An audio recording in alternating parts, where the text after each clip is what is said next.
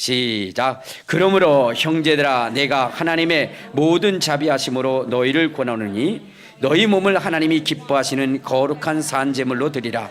이는 너희가 드릴 영적 예배니라.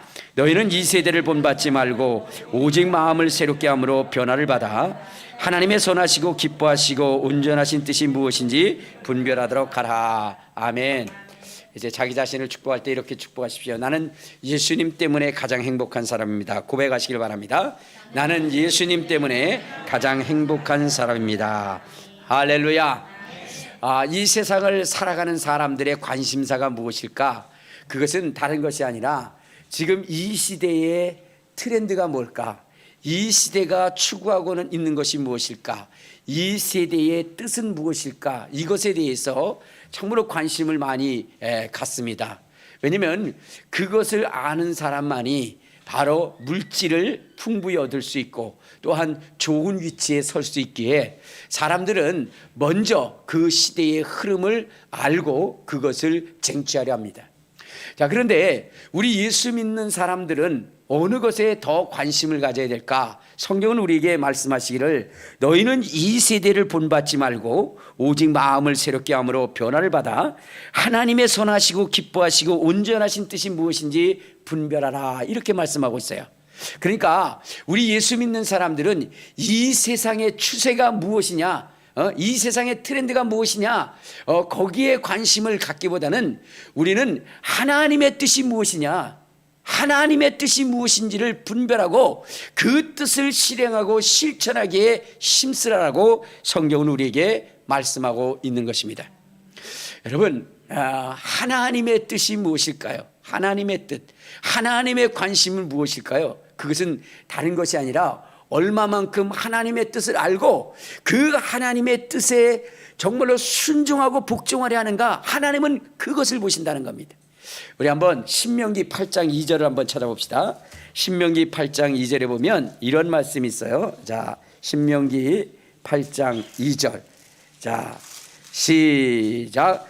내 하나님 여호와께서 이 40년 동안 내게 광야길을 걷게 하신 것을 기억하라. 이는 너를 낮추시며 너를 시험하사 내 마음이 어떠한지 그 명령을 지키는지 안 지키는지 알게 하심이라. 그러니까 하나님의 뜻을 알고 그 뜻대로 그 말씀을 지켜 행하는지 안 하는지 하나님은 그것을 관심 있게 보신다는 거예요. 그리고 그 일을 실행하고 실천하는 자에 대하여 하나님이 어떻게 하신다? 내가 적은 일에 충성하였으니 내 주인의 즐거움에 참여할지어다 하시면서 하나님이 복의 복을 내려주신다라고 성경은 우리에게 말씀하고 있는 것입니다. 그러므로 오늘 우리가 정말로 집중해서 관심을 가져야 되는 것이 무엇이냐면 하나님의 뜻이라는 겁니다. 자, 그러면 하나님의 뜻은 무엇일까요? 하나님의 뜻을 알아야 우리가 거기에 집중해야 될 거 아니겠습니까? 하나님의 뜻이 뭐예요? 자, 우리 신명기 6장, 자, 신명기 6장 4절 5절을 보면 이런 말씀이 있어요. 4절 5절. 자, 시작. 이스라엘아 들으라. 우리 하나님 여호와는 오직 유일하신 여호와시니 너는 마음을 다하고 뜻을 다하고 힘을 다하여 내 하나님 여호와를 사랑하라. 하나님의 뜻이라고 하는 것은 다른 것이 아니라 뭐라고요?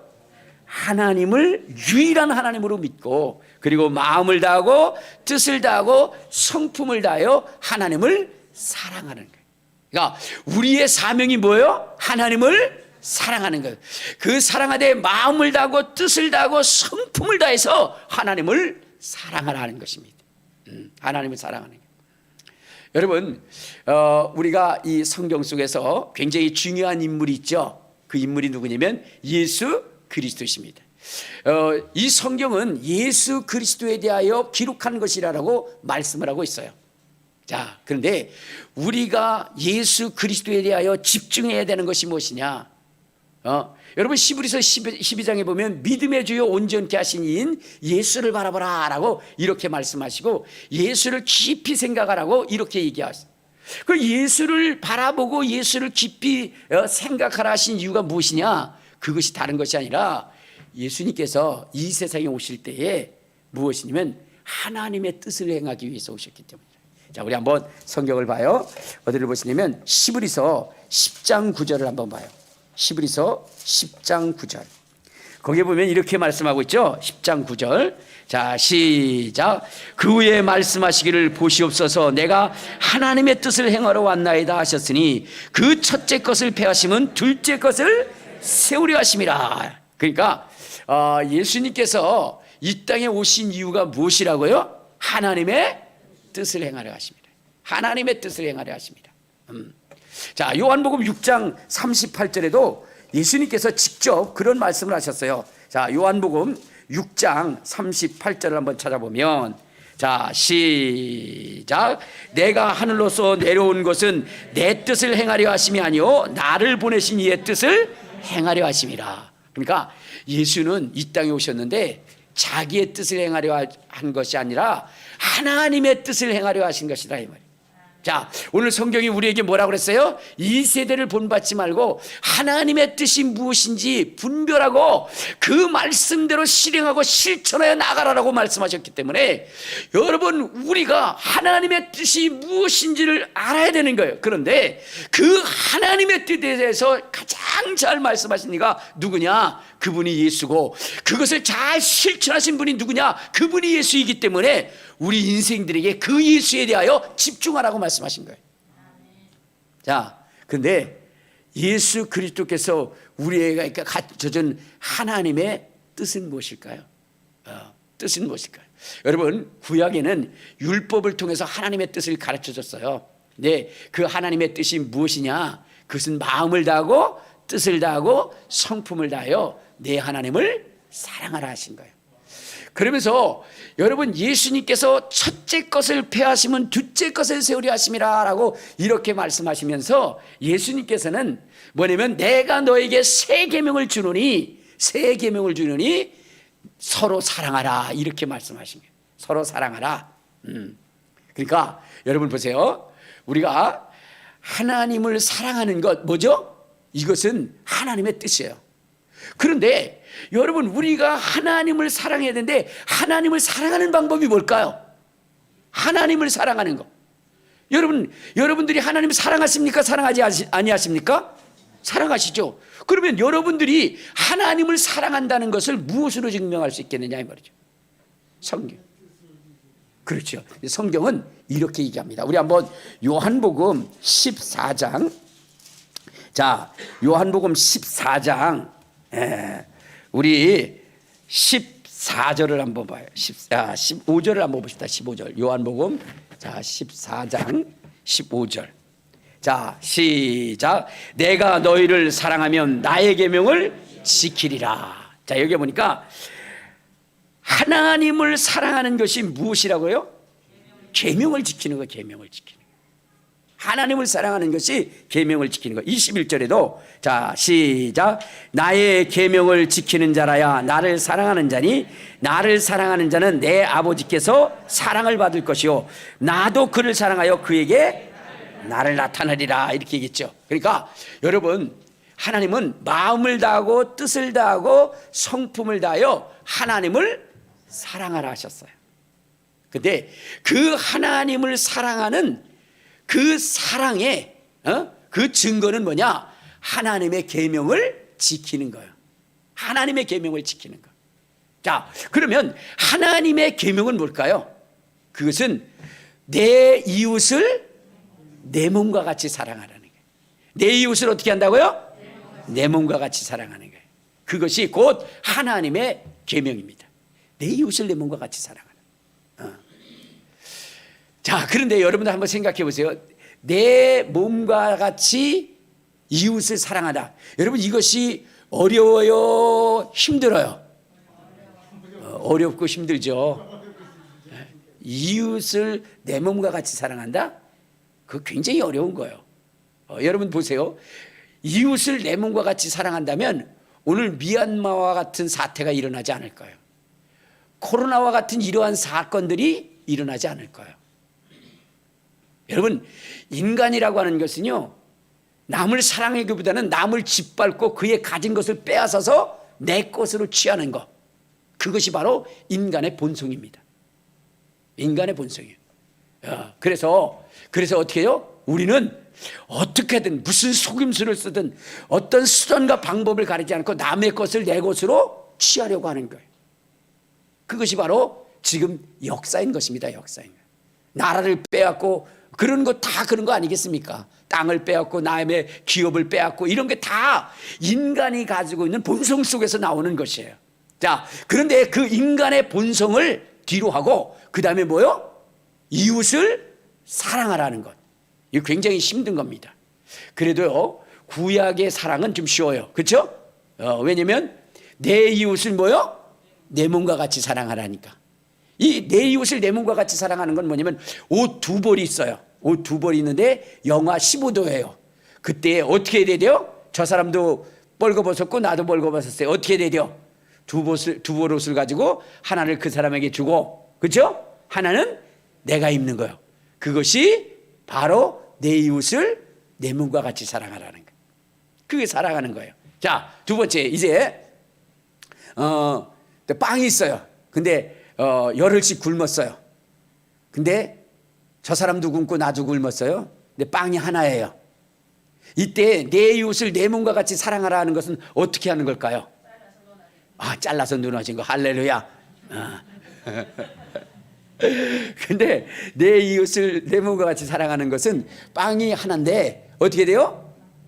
둘이 다 배고파다. 그러면 저 사람은 굶어 죽이고 내가 먹는 게 그게 내 몸과 같이 사랑하라는 거예요. 목사님 이상하네요. 이렇게. 이상한 게 아니에요. 왜냐면 내 몸을 내가 사랑해야 되잖아요. 그렇죠? 그러니까 내가 우선인 거예요. 내가. 그리고 남을 돌보는 거예요. 이게 뭐냐면 내 몸 같이 이웃을 사랑하는 거예요. 그런데 여러분 사실 이것도 쉽지가 않아요. 알겠습니까? 두 벌옷도 있는데 한 벌 나눠주는 거 이거 쉬운 거 아닙니다. 두 가마 있는데 한 가마 나눠주는 거 쉬운 거 아니에요. 그렇죠? 자, 근데 이 힘든 일을 하나님이 우리에게 행하라 하신 거예요. 행하라 하신 거예요. 자, 그런데 이것도 행하기 힘든데 예수님은 하나님의 가장 집중적 그런 관심을 갖고 너는 예수님 행한 대로 해라. 예수님을 본받아라. 이렇게 말씀하시는 그 하나님. 네? 그래야 내 뜻대로 하는 거다라고 하신 그 하나님이 보내신 예수 그리스도는 이 구약의 이것보다 더해요. 뭐라고 얘기냐면 이렇게 얘기죠. 내가 너에게 새 계명을 주노니, 그렇죠? 서로 사랑하라 이렇게 말씀하셨어요. 사랑하라는 건 똑같네요. 근데 어떻게 사랑하라? 자, 우리 한번 요한복음 13장. 자, 요한복음 13장 34절을 한번 봅시다. 34절. 자, 시작. 새 계명을 너에게 주노니 서로 사랑하라. 내가 너희를 사랑한 것 같이 너희도 서로 사랑하라 그랬어요. 예수님은 이렇게 말씀하셨어요. 너희를 서로 사랑하라. 내가 너희를 사랑한 것 같이 사랑하라. 내가 너희를 사랑한 것 같이 사랑하라. 여러분 이건 너무 힘든 거예요. 알겠습니까? 두 벌 옷 있을 때 누구요? 한 벌 주고 한 벌 옷 있을 때 구약은 내가 입으면 돼요. 그런데 신약은 예수님은 그것을 남을 주는 거예요. 죽을 일이 있어요. 두 사람이 있는데 한 사람이 죽어야 돼요. 그렇죠? 그렇다면 여러분 구약에서는 내가 살면 돼요. 근데 신약에서는 내가 죽어야 돼요. 여러분 구약 사랑이 더 낫죠? 예전에 두 친구가 아주 의로운 친구가 아주 진짜 막역한 친구예요. 너 없으면 못 살아 하면서 그렇게 했던 친구가 길을 가다가 곰을 만난 거예요. 곰을 딱 만나니까 한 아이가 신발끈을 꼭 매는 거예요. 옆에 있던 친구가 그랬어요. 야, 너 곰의 속도가 얼마나 빠른 줄 알아? 근데 네가 신발끈 끌고 매고 도망간다고 해서 곰이 못 쫓아갈 것 같아? 그러니까 그 친구가 그러는 거예요. 내가 왜 곰을 떨어뜨리고 가. 근데 왜 신발끈을 매는 거야? 한 사람만 따라 마시면 돼. 그래. 뭔 얘기인지 몰라요. 여러분 인간이라는 건 뭐예요? 자기가 살고자 하는, 남을 희생해서도 자기를 살고자 하는 거예요. 그런데 자기를 희생해서 남을 살린다는 것은 그건 너무나도 어려운 것입니다.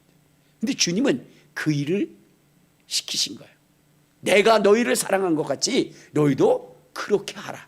그래야 네가 내 참 제자가 되는 거야 라고 얘기했어요. 여러분, 구약도 실천하기 어려운데 신약의 이 주님의 명령은 너무너무 힘든 거예요. 그래서 대부분 뭐냐면 그 일을 실행하지 않았어요. 그리고 주님 앞에 가서 영생을 얻으려 할 때에 주님이 뭐라고 그랬냐면, 자, 마태복음 7장을 한번 봐요. 마태복음 7장 우리 23절을 봐요. 23절. 자, 시작. 그때 내가 그들에게 밝히 말하되 내가 너희를 도무지 알지 못하니 불법을 행하는 자들아 내게서 떠나가라 그랬어요. 네, 주님의 이 계명을 지키지 않고 주님 앞에 설 수는 없다는 거예요. 그러한 자들을 주님은 불법을 행한 자라고 말씀하셨고 그들은 내게서 떠나가라고 말씀하신 거예요.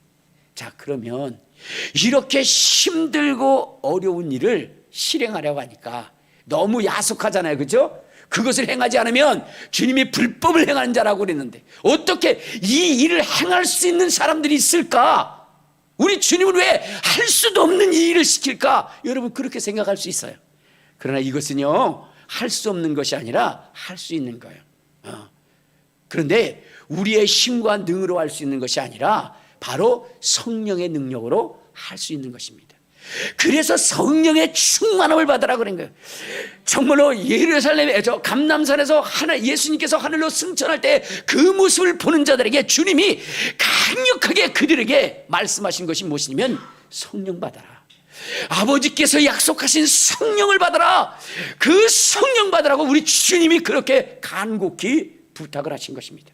왜냐? 하나님의 일, 예수님의 이 부탁은 오직 성령의 충만함을 통해서만 이루어질 수 있는 것이기 때문에, 그렇기 때문에 성령의 충만함을 받으라는 것입니다. 그러므로 오늘 우리가 이 시대 속에 하나님의 뜻이 무엇인지를 분별하고 정말로 주님의 명하신 이 계명을 우리가 지켜 실행하여 훗날에 주님 앞에 착하고 충성된 종아 주인의 즐거움에 참여할지어다라고 하시는 주님의 그 음성을 듣기 위해서는 우리는 어떻게 되냐? 성령의 충만함으로 주님의 계명을 지키는 자들이 되어야 되는 것입니다. 여러분, 성경에 보면 주의 계명은 어려운 것이 아니라고 했어요. 여러분, 어려운 건데 어려운 것이 아니래요. 어려운 건데 어려운 것이 아니래요. 그것은 무엇이냐면 성령을 통해서 행하게 되면 그것은 뭐냐면 어려운 것이 아니라는 것입니다. 능히 그 일을 할 수 있는 것이라고 말씀하고 있는 것입니다. 여러분, 성령을 통하면요, 불가능이라고 생각했던 것들이 이루어지는 거예요. 이루어지는 거예요. 여러분, 박효진 장로님 아시죠? 박효진 장로님. 그분이 정말로 종갓집의 종손으로서 굉장한 자부심과 긍지를 가진 사람이에요. 종갓집의 종손이에요. 종손. 그렇기 때문에 무슨 일만 있으면 일가 친척들이 다 그 집에 모입니다. 여러분, 종손이 된다는 것은 굉장히 뭐냐면 옛날에는요, 굉장히 그게 벼슬이에요. 벼슬. 큰 벼슬이었어요. 그래가지고 여러분, 종손 잘못 건드렸다가는 인생 종치는 경우들도 있어요. 그렇게 굉장히 종손이 좋았어요. 그러니까 이분은요, 어렸을 때부터 종손이라고 하는, 종갓집의 종손이라는 자부심과 긍지를 가졌어요. 그것에 뭐냐면 따르는 그러한 그 증거가 뭐냐? 1년의 제사를 41번씩 드리는. 그게 자기가 종손인 증거예요. 종손들은 제사를 많이 지내잖아요. 그렇죠? 그러니까 1년에 41번의 제사를 지내요. 그러니까 어디 가든 뭐요? 너 제사 몇 번 지내? 아무리 뭐라 해도 뭐 20번 해도 나 41번이야. 깨갱하고 불렀어. 그러니까 대단한 자부심과 긍지를 가졌어요. 그런데 문제가 생긴 거예요. 어느 때 문제가 생겼냐? 결혼할 때. 자기는 그러한 자부심과 긍지를 가지고 살았는데 결혼이라고 하는 거 줄 쓸 줄 알았어요. 그런데 어떻게 됐어요? 한 여자도 오지 않는 거. 뭐 때문에? 제사 때문에. 자기는 긍지를 가졌을지 모르지만 누가 여러분 종손집에 가서 41번씩 제사를 지내려고 하는 여자가 어디 있겠습니까? 그러니까 결혼을 할 수가 없는 거예요. 그래서 이제는 어떻게 됐어요? 나름대로 계략을 썼는데 자매를 만나가지고 얘기할 때 제가 종손인데요.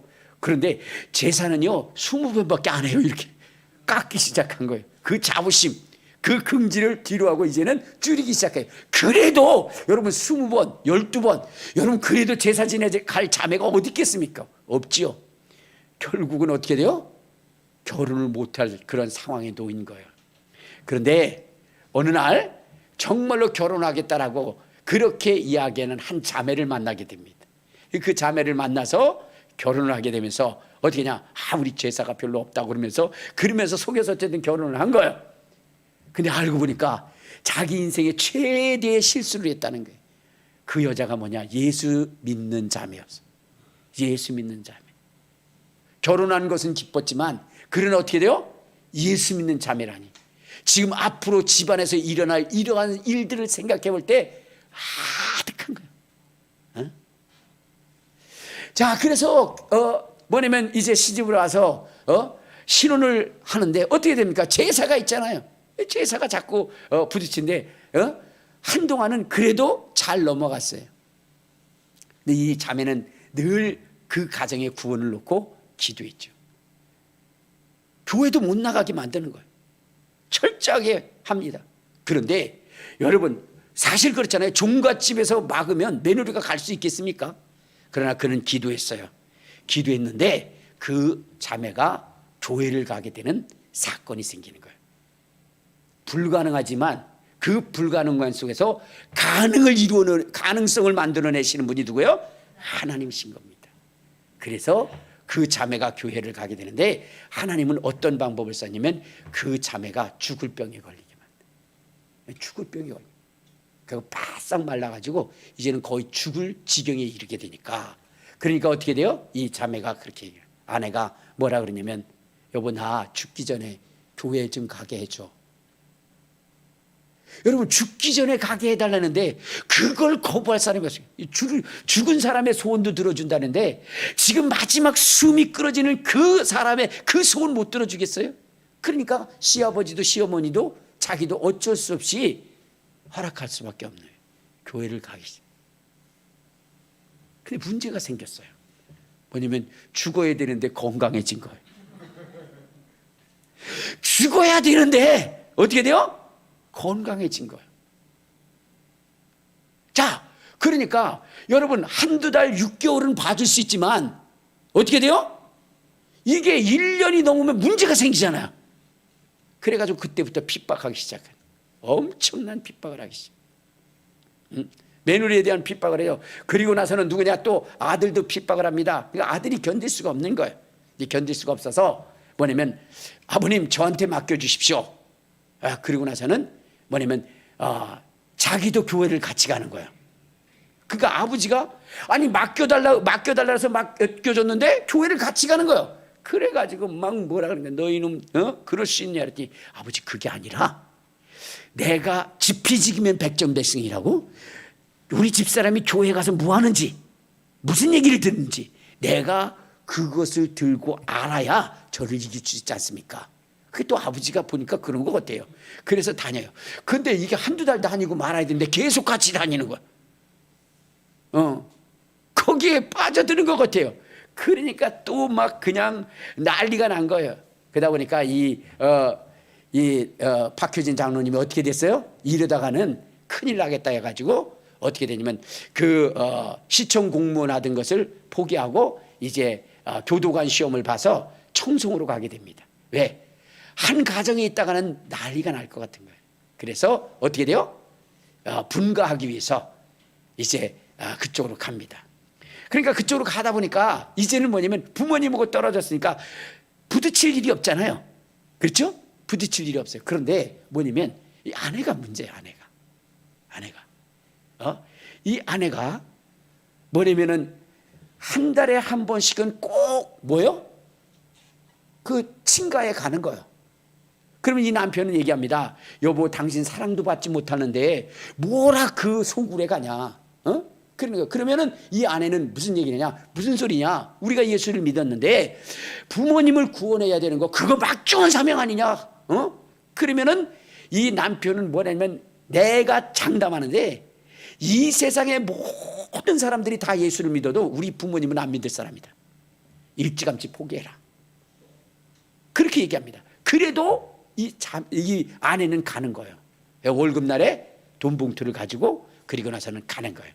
가가지고 가자마자 뭐냐면 청소도 다 합니다. 다 하고 그 다음에 또 먹을 것도 다 해놓고 그리고 나서는 돌아올 때가 되면 부모님 앞에 무릎을 꿇고 돈 봉투를 내면서 어머니 이거 쓰시라고, 그러면서 마지막 이 말은 하지 말아야 되는데 그렇게 얘기합니다.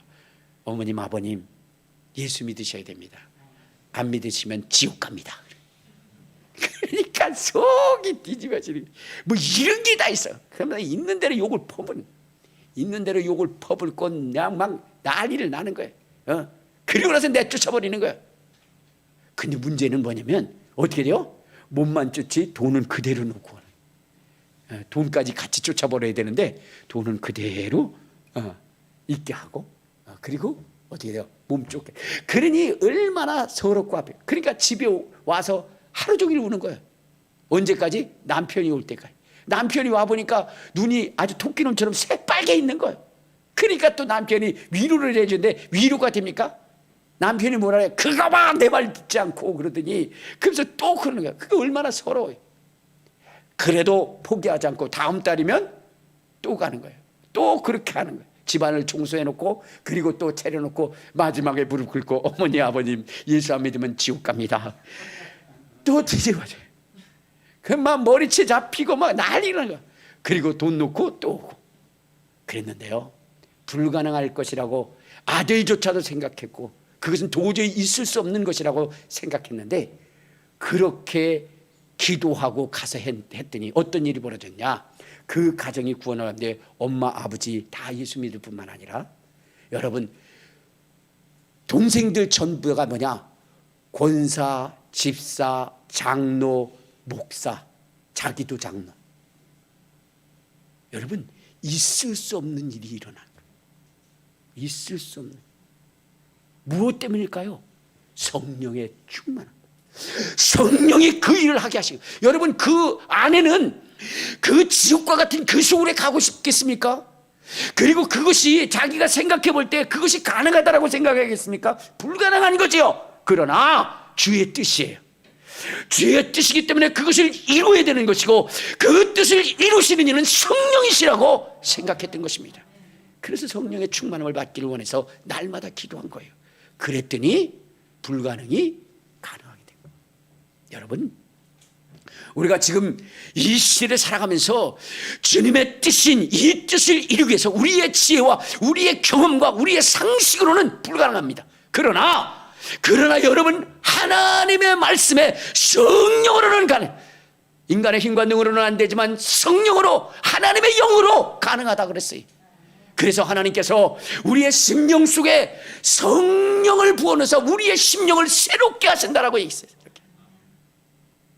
여러분 우리의 이 굳어진 마음들, 여러분 정말로 이 더러운 것이 용수숨치는 이러한 마음, 여러분 이러한 것이 변해질 수는 없는 겁니다. 저도 지금 가끔 가다가 막 속상한 게 그거예요. 내가 이제 지금쯤은 뭐냐면 이 더러운 것들이 제거되어졌겠지라고 생각하는데 어느 순간인가 팍 폭발해 올라오는 것들이 있어요. 이게 참 제어가 안 되더라고요. 근데 이것이 안 되냐? 성령의 충만함으로 될 거예요. 성령의 충만함을 받으면 되는 것입니다. 불가능한 것을 가능케 하는 거예요. 그 사형수 윤두영이라고 하는 사람이 있는데, 이 사람은 포악하기 이를 데 없는 거예요. 완악하고 포악해.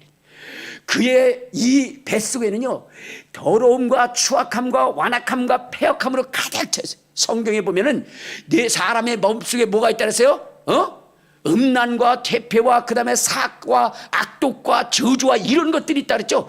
그것이 여러분 정말로 용암이 뿜어나오는 것처럼 그렇게 뿜어나오는 사람이 누구냐? 윤두영이에요. 그래서 살인을 저지르고 그 살인이 너무나 잔혹해서 뭐냐면 사형 언도를 받는 그 친구예요.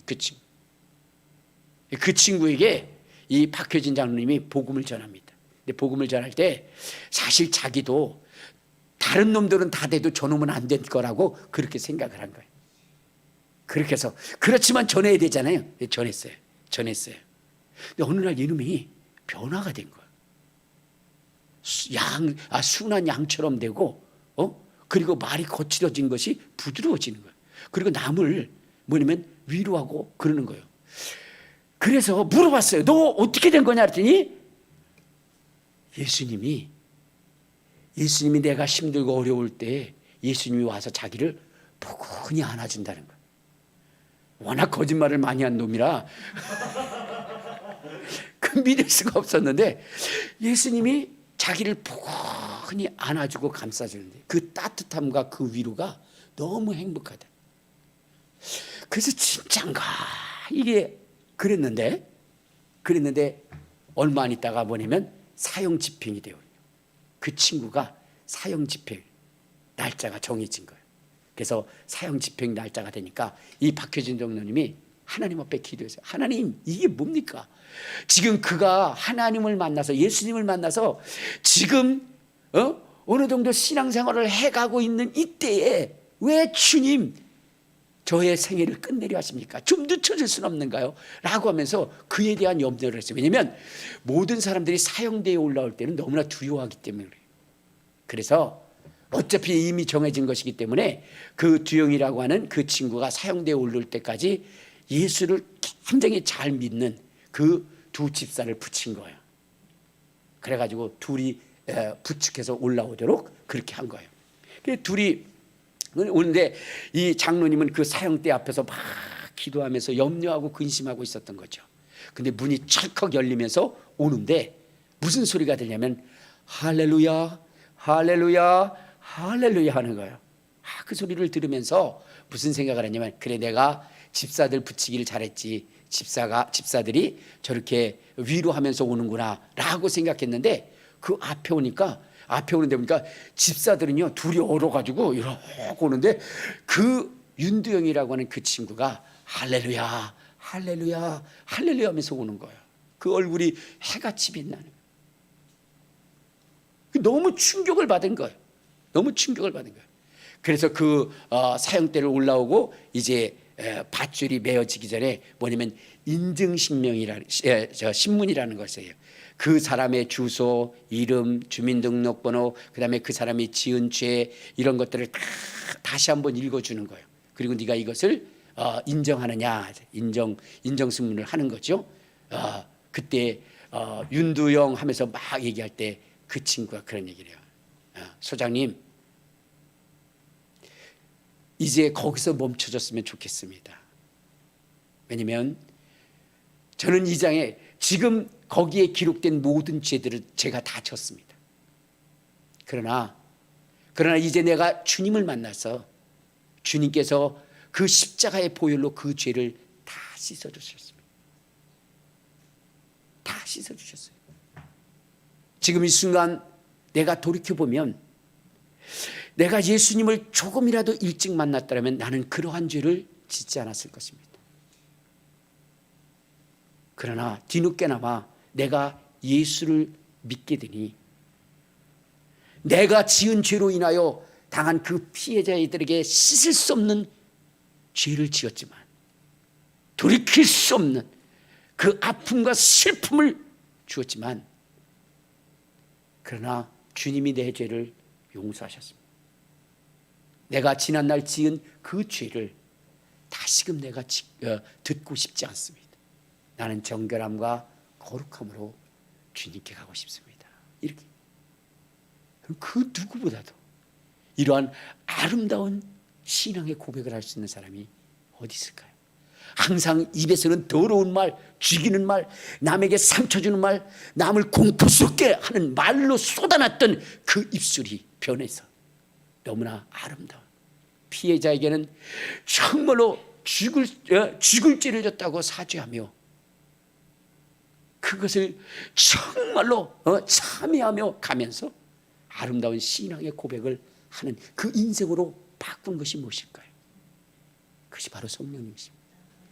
그러면서 이제 마지막 밧줄이 감겨져서 있을 때에 조용한 가운데 찬양이 흘러나오고 하늘 가는 밝은 길이 내 앞에 있으니 밖에 걱정 속에 근심 하면서 그 다 주님이 가려. 하늘 가는 밝은 길이. 여러분, 이 세상에 그 누구도 자기의 목에 밧줄이 걸려서 죽기 직전에 이렇게 아름다운 신앙 고백을 하며 아름다운 노래를 부를 수 있는 사람이 과연 누구입니까?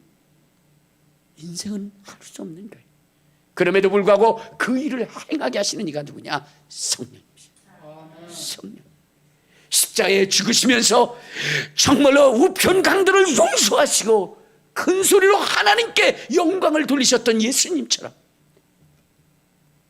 자기를 죽이는 자들 앞에서 하나님을 찬양하고 찬송하며 그 숨을, 그 마지막 호흡을 멈춘 이 사람, 인간으로는 불가능하겠죠. 그러나 성령으로 가능케 하신다. 그래서 오늘 우리가 성령의 사람이 되어야 된다. 성령의 사람. 성령의 사람일 때 그 일들을 우리가 이룰 수 있는 것입니다. 불가능해 보이지만 그것을 가능케 하시는 것입니다. 그래서 여러분들이 주의 뜻을 행함에 내 힘과 능력은 할 수 없지만 성령이여, 성령이여 역사하셔서 그 뜻을 이루게 하시고 훗날 착하고 충성된 종아, 내가 내 뜻을 이루게 했었으니 내 즐거움에 참여할지어다. 여러분, 그러한 그 음성과 칭찬과 영광을 드릴 수 있는 그런 사람이 되어야 되지 않겠습니까? 여러분의 인생 가운데 불가능한 일이 있습니까? 그것을 가능케 하시는 이가 예수님이십니다. 여러분, 그 석봉 토스트 아시죠? 김석봉 장로님이 만드신 그 석봉 토스트. 이삭 토스트인가요? 이삭 토스트인가요? 네, 석봉 토스트라고 잘못 얘기해요. 이삭 토스트. 네.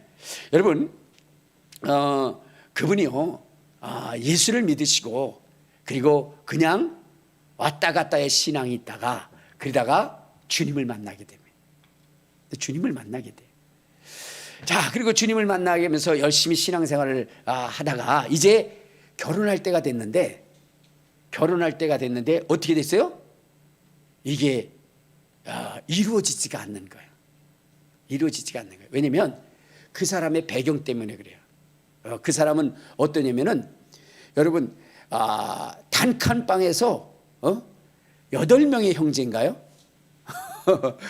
부모님하고 8명의 형제가 단칸방에서 살한 거예요. 너무나 가난하고 힘들었기 때문에 그때 당시에 국가에서 도와주지 않으면 굶어 죽을 것이라고 생각해서, 지금이야 뭐 기초수급자나 이런 것들이 잘 되어 있지만 옛날에야 그렇겠습니까? 그런데도 뭐냐면 그 가정만큼은 나라에서 도와줘야 된다고 해가지고 밀가루를 그렇게 주었더니, 그래서 그걸 가지고 밥을 먹는데 아침에 한 끼밖에 못 먹어요. 엄마가 아침에 뭐냐면은 밥을 또 밀가루 국수를 만들고 그렇게 해서 줍니다. 그러면서 애들한테 얘기를 하는 거예요. 뭐냐면, 얘들아, 들로 산으로 가면 먹을 것이 지천에 있다. 점심과 저녁은 그렇게 해결하거라. 그러니까 엄마가 아침만 해주는 거예요. 점심 저녁은 뭐요? 들로 산으로 가서 뭐냐면은 산딸기도 따먹고 뭐 여러 가지 뽀르세 나무도 따먹고 어쨌든 있는 것들, 그다음에 또 냉이도 캐먹고 그다음에 쩝동이라고 하는 그런 식물도 캐먹고 여러 가지 일로서 발을 떼는 거예요. 그러면서 그분이 그러더라고요. 저는 어렸을 때부터 부패로 사는 사람입니다. 그러더라고요. 그러면서 그 사람이 했는데, 어쨌든 간에 이 결혼할 나이가 돼서 자매를 찾는데, 그렇게 가난한, 그리고 그 집안은요 최대 공부한 것이 뭐냐, 초등학교 졸업이래. 공부를 할 수가 없는 거예요. 돈이 없으니까. 자, 그러한 그 총각에게 누가 시집을 오겠습니까? 그렇죠? 시집을 못 오니까, 그러니까 안 오니까, 그러니까 이 사람이 애쓰다가 안 되니까 이제는 뭐냐면 여우의 그 뭐 심포도의 사건 여우의 얘기처럼 뭐냐면 자기가 성경을 보다 보니까 바울이 뭐라 했어요? 결혼하는 것도 죄가 아니지만 결혼하지 않고 지내는 것도 좋다. 이렇게 한 구절을 보면서 그래 주님이 나를 결혼하지 않게 살도록 그렇게 하신 것 아니야? 하면서 그쪽으로 가닥을 잡아간. 그러다가 목사님이 어떤 한 자매를 소개해 준 거예요. 근데 그 자매를 소개받고 그 자매의 그 뭐냐면은 그 질문에 결혼해 주겠냐라고 하는 질문에 대답을 할 수가 없었어요. 왜 그러냐면 그 자매는 좋은 집, 좋은 가문, 그리고 그 자매는 대학까지 나와서 유치원 선생님을 하고 지금 모든 기반이 다 잡혀 있는데 자기가 돈을 벌어서 전셋집도 마련해서 그리고 사는 자매예요. 근데 자기는 뭐예요? 초등학교밖에 못 나오고 그리고 뭐죠? 지금 뭐냐면 월세 가까시로 사는 그런 사람이. 그러니 그 자매의 요구에 대답할 수가 없어요. 근데 어떻게 됐을까요? 결혼했다. 둘이 결혼했어요. 지금 뭐냐면은 이삭 토스트라고 하는 가맹점이 200개가 돼. 무슨 토스트? 석봉 토스트야? 어쨌든 감사해요. 아빠의 잘못된 것을 고쳐주는 우리 딸. 참 이쁜 딸, 착한 딸. 어쨌든 간에 그 석봉 토스트 그거를 지금 하고 있습니다. 근데 그 자매가 자매한테 솔직하게 얘기했어요.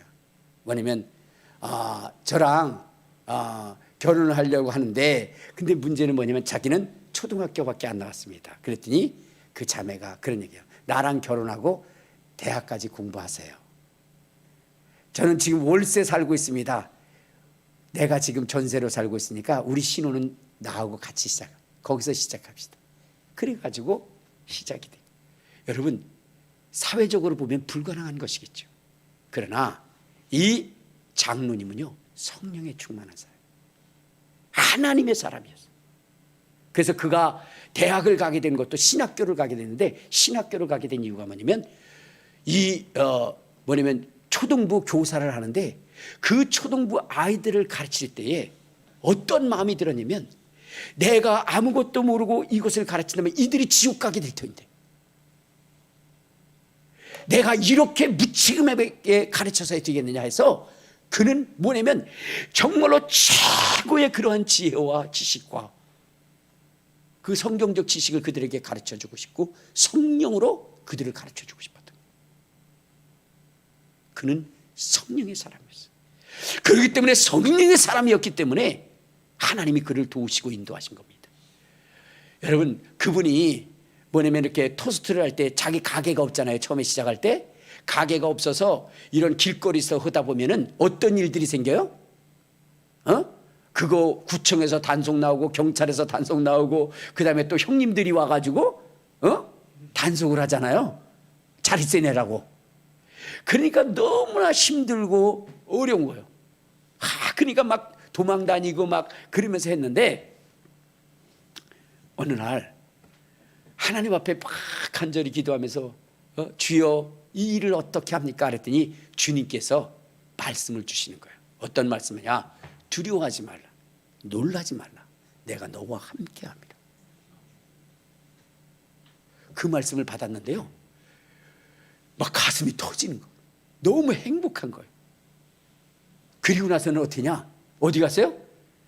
딱 가서 토스트를 파는데 왜냐면 그 사람이 아침에 나올 때 너무 두려운 거예요. 왜? 그 수 없는 사람들과 싸우고 피해 다녀야 되니까.